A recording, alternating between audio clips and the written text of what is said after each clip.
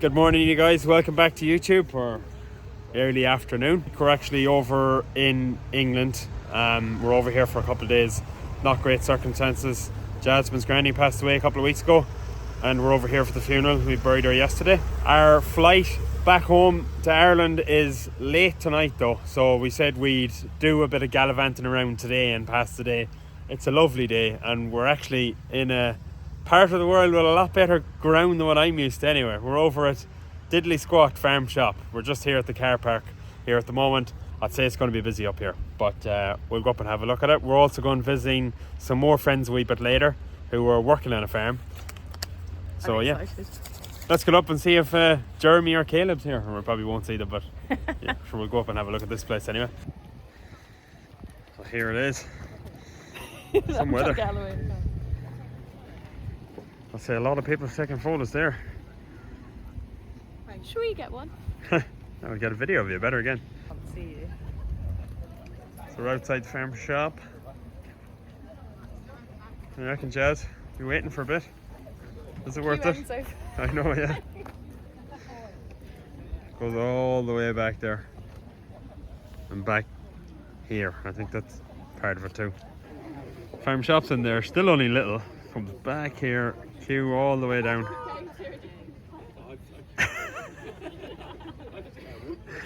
I don't think we're going to see the inside of this shop, you know. She said, or your man said outside an hour and a half, roughly this way, yeah. Because it's not moving quickly either. No. So. We can say we've been here, we just haven't been in the shop. And I'll not be queuing up for an hour and a half anyway. I don't know about you, that's for sure. I know you don't have the patience, do you? It is only just a farm shop at the end of the day, like. But it's more just to come here and see it. Unbelievable land, unbelievable weather. I'll tell you one thing, something different. Some difference from Sligo, I'll tell you that much. Unbelievable.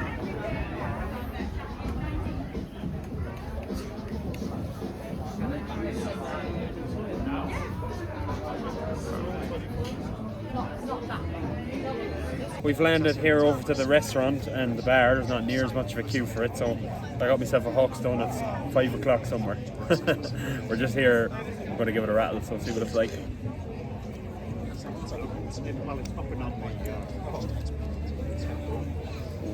Strong taste, yeah, it's good.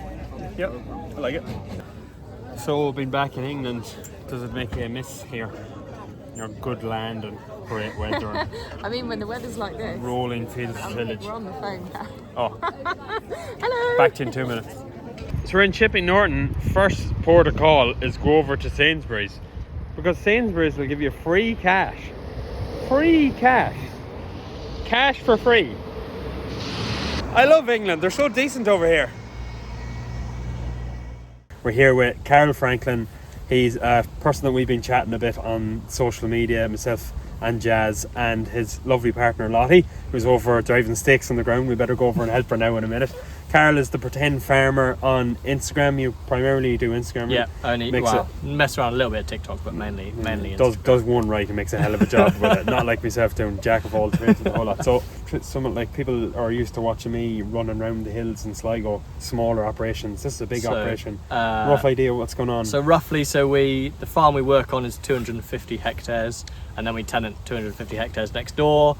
We run 500 ewes, and then the rest of the farm, so 2/3 of that farm is arable, and then the third 1,200 acres out between tenanted and owned? Yeah, between 1,000 and 1,200 acres between the place, which consists of arable, so combinable crops, herbal lays for livestock, permanent pastures, and then ancient woodlands as well. 500 sheep, and they're just kind of helping to manage the thing. Yeah, exactly. So my boss's biggest passion is soil, so looking after the soil, adding organic matter, and looking after those 6 inches is the most important thing in his, which I agree with, is his passion. So they're on rape at the moment, and they're kind of strip grazing it almost, and they're only here for a couple of days. So and you're trying to graze it to the very specific. Yeah, so we try and take about half the plant. Yeah, your lamb's here at the moment, isn't it? Yes, there's 500 lambs behind us. Brilliant.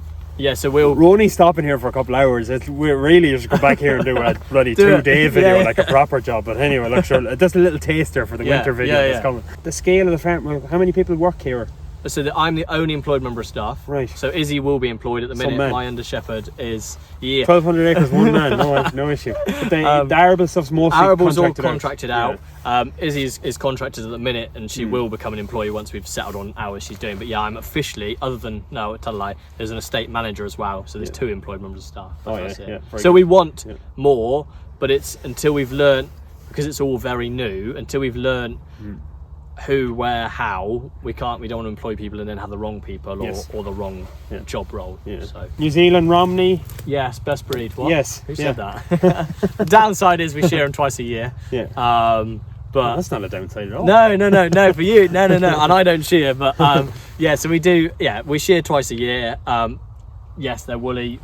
We do get some money for them. Wool wouldn't be getting them come out a wee bit, like, because we just white wool, wouldn't it? Yeah, we just about wipe our nose when it comes to wool. Like we don't with the shearing. With the shearing, That's not too we bad, just That's about more than a lot of farmers can say. Yeah. Twice a year, cracking mum. Sometimes too prolific will give us like up to 5 lambs, which I don't like, but 2-3 lambs most use. Wow, you'd have had yours having 5 lambs. Yeah. What are they scanning there?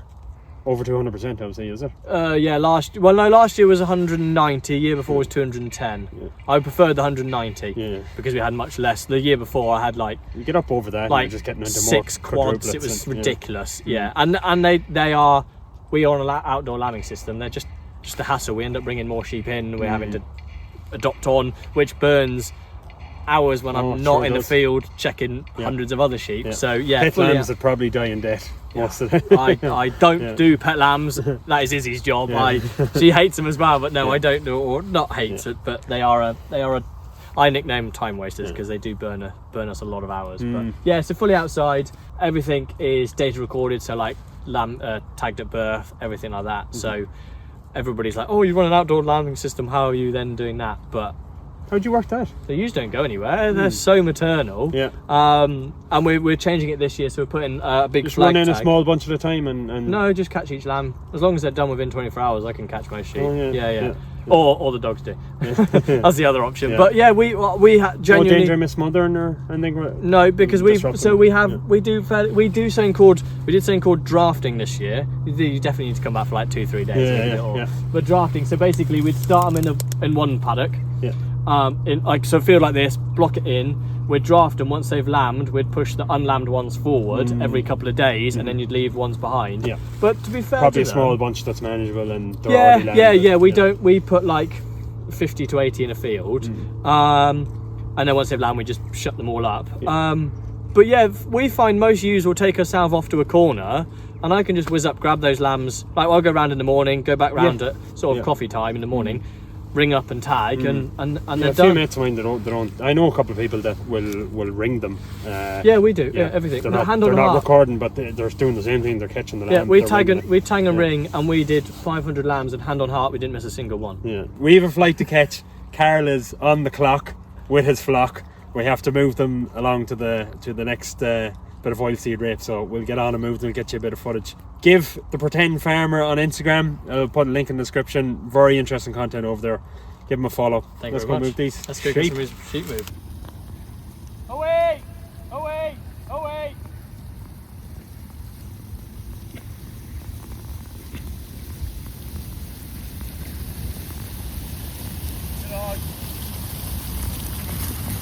Steady. Look back! Look back! Leave it!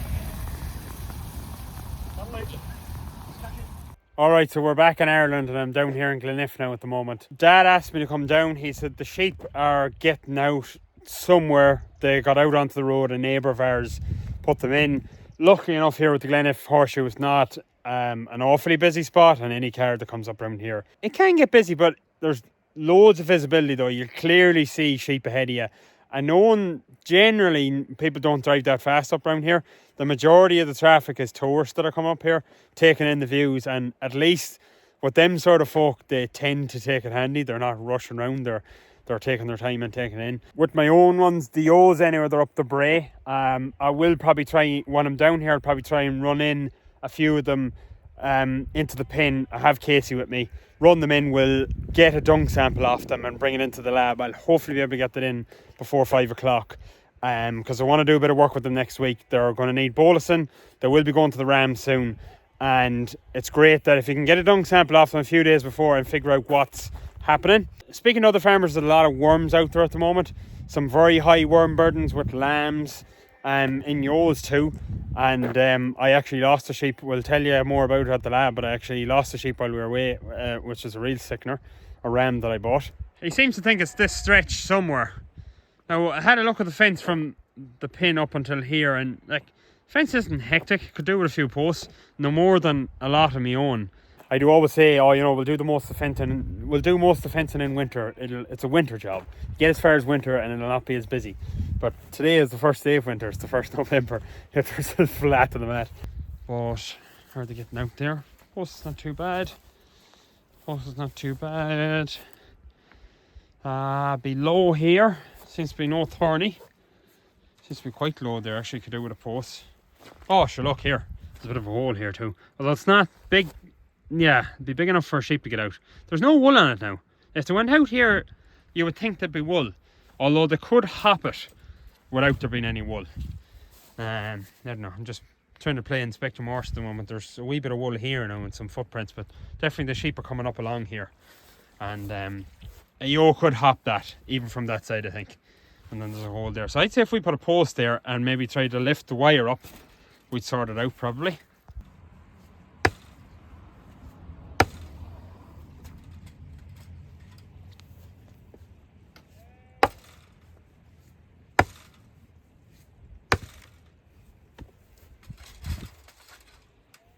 So after a bit of knocking here, I'm getting absolutely nowhere, only wrecking the bottom of the post.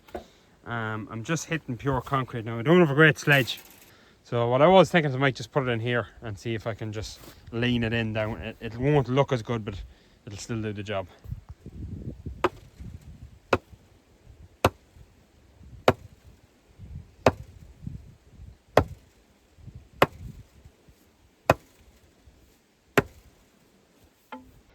So that should be that one done. Just raise it up a wee bit so that it'll be harder for them to jump out. And then the post will also obstruct onto if you're always thinking about jumping out. It's out of line with the rest of the fence. But sure, look, it's how it looks from the road is the key thing, isn't it? You know, as long as it looks middle halfway decent from the road, it's alright. Anyone who watches Adrian and I Farm, We Farm, or David from Sheep School, and they see their tasty craftsmanship and how well they execute farm jobs and how easy they make it look. If they're coming here for that sort of content, you're coming to the wrong place. I'll not be doing anything tasty. But I drove up the road here, away from where Dad said he thought they were getting out. A nice bit away from it now, but here we find something that's a little bit more interesting looking. A small hole, but the telltale sign of wool on it. A wee horny will definitely get out through that, that's for sure. But the good thing about that is, it looks what I'd say, a post will fix it. A post just in the right place and maybe pull the wire down a wee bit. Casey is still here. A couple of comments asking about her from the last couple of videos. I haven't seen her. She's alive and well. She's great. We'll probably go up now and hopefully get a few of these sheep in and get a dung sample. I'm conscious though I have to keep moving. The evenings are gone now since the time changed, particularly. The evenings just it's going to be dark in a shot. Do this wee bit of fencing, get a dung sample, drop it off before 5 o'clock hopefully.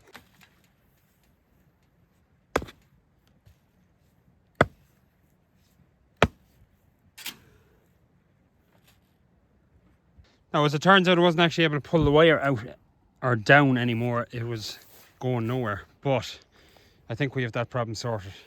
They'll not get out there as handy, and it's not near as big a hole now. Lovely job. Good stuff. Okay, on to the next job. Now, we have a bunch in. Went and got that done kind of quickly with Casey. Conscious of time, it's heading towards 5 o'clock. I think it's about 20 past 4 now. So I have to get the sample off there. He's going to have to wait 10 minutes. Get the sample and then get back up to the lab before they close at 5 and ring ahead of time and tell them I'm coming. There was a nice few low down. Like, they were pretty easy to get. Not ideal really. Like, look, there's always a certain amount of them are low down, but the thing is they eat out any grass that's low down pretty quickly, and you'd rather if they're out higher because there's more for them to get out higher because there's less competition up there. Tends to be less sheep up there. Real hill farmers back in the day used to very regularly rise their sheep out the mountain on a lot of mountains. just actually stick the dog in them and send them up. But they'll be going to the ram soon. I'm thinking I'll go to the ram a bit later this year. Like the last few years, I've wanted to lamb early, get them out of the way before the shearing comes. But what I've discovered the last couple of years is that the shearing isn't actually in late April. There is a few days, but they're mostly like half days here and there. It's scattered. Not actually that busy with the shearing that time. We're busier early on in April because all dad sheep are lambing that time and it's flat to the mat. So I think when I initially thought that lambing is a bit earlier, getting them out of the way before shearing, I'm kind of thinking the opposite now. Actually push them off later when more of dad sheep are lambed. Did not check them enough this spring and there's a poor return of lambs out of them. 170 odd sheep went to the ram. The scan around 100% or a little bit over, yet there's about 145 lambs with them roughly. So it's a poor weaning rate. And that means that there was ones lost.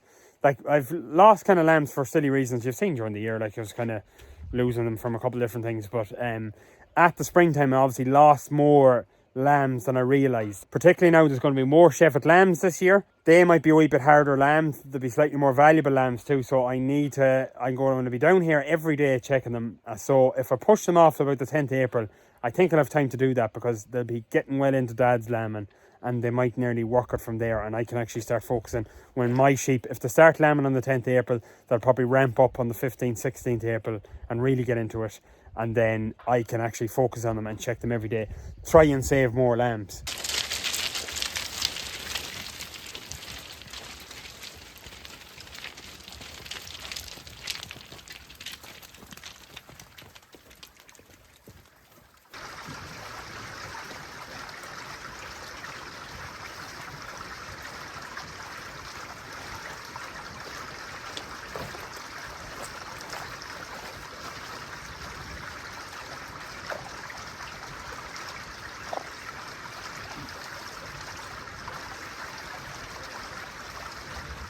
So it's now Sunday. Ended up not getting that dung sample to the lab in time for 5 o'clock. Ended up getting to the lab by about 5:05 I think, and the staff were gone. But hard to blame them in fairness. It was a Friday evening. If I was in that situation, I think I'd be out the gap once 5 o'clock hit as well. Another thing happened which is just typical sheep farming when we left.